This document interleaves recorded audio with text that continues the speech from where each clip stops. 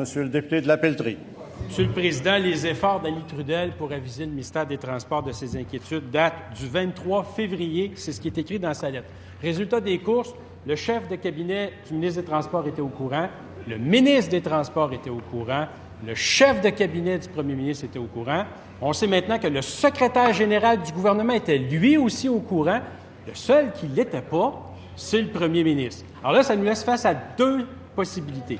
Soit tous ces gens-là lui manquent de loyauté en lui cachant des informations aussi cruciales, soit ils ont reçu la consigne de ne rien lui dire parce que ce que je ne sais pas, ça me fait pas mal. Alors, ma question, elle est très simple au premier ministre, Monsieur le Président. Est-ce que son ministre des Transports, est-ce que son chef de cabinet, est-ce que son secrétaire général lui ont manqué de loyauté? Monsieur le leader du gouvernement.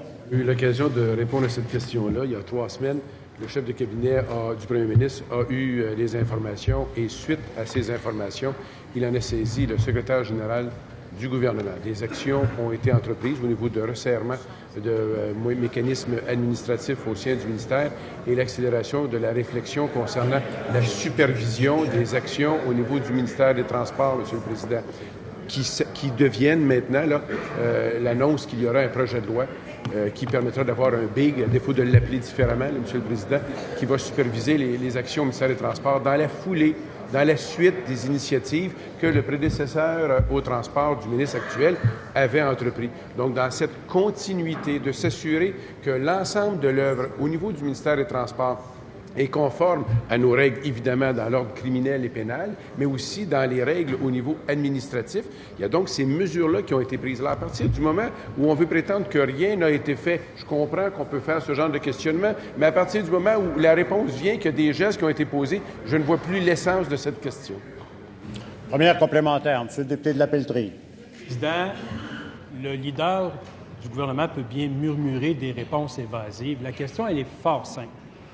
Le chef de cabinet du premier ministre était au courant, son secrétaire général était au courant, le ministre des Transports était au courant. Tous ces gens-là ne lui ont rien dit. C'est dans l'article de Louis Lacroix, en prenant son café, que le premier ministre l'a appris. Est-ce que, pour lui, c'est un manque de loyauté de lui avoir caché des informations aussi vitales? Monsieur le leader du gouvernement. Les informations, je m'excuse de murmurer, Monsieur le Président, vous savez, je n'aime pas lever le ton, c'est pas mon genre, Monsieur le Président. J'offre une réponse avec un sourire quand même, avec un sourire. Ce qui s'est passé dans cette question-là, Monsieur le Président, lorsque les informations ont été obtenues, à chaque fois, des actions ont été prises. Notamment, des actions ont été prises lorsque les informations qui pouvaient concerner l'UPAC ont été données. Lorsqu'il y a eu des informations qui ont été obtenues sur ce qu'on pouvait faire à l'intérieur même du ministère, au niveau administratif, comment on revoyait la supervision pour s'assurer des contrôles, notamment en matière administrative. Il y a plein de questions qui ont été soulevées tantôt sur les contrats et autres. Bien, justement, c'est la volonté. Le prédécesseur avait soulevé de nombreuses préoccupations et on veut leur donner suite. Deuxième complémentaire, Monsieur le député de la Pelletrie. On va y aller sous un autre angle, Monsieur le Président. Comptabilité créative pour cacher des extras. Fractionnement de contrats pour donner des extras de gré à gré. Intimidation, menace envers des vérificateurs du MTQ avec un ministre des Transports qui se bute à une sous-ministre qui ne veut pas qu'on fasse le ménage. Est-ce que le premier ministre peut se lever et nous dire si c'est le genre d'information dont il aimerait avoir connaissance, oui ou non? Monsieur le leader du gouvernement. Encore faut-il rappeler, si mon collègue le faisait correctement, il soulèverait que ce sont là des préoccupations et des questionnements. Ce n'est pas une liste d'accusations avec des gens qui en sont coupables. Des questionnements à cet égard et des bons mécanismes qui permettent de répondre à ces questionnements.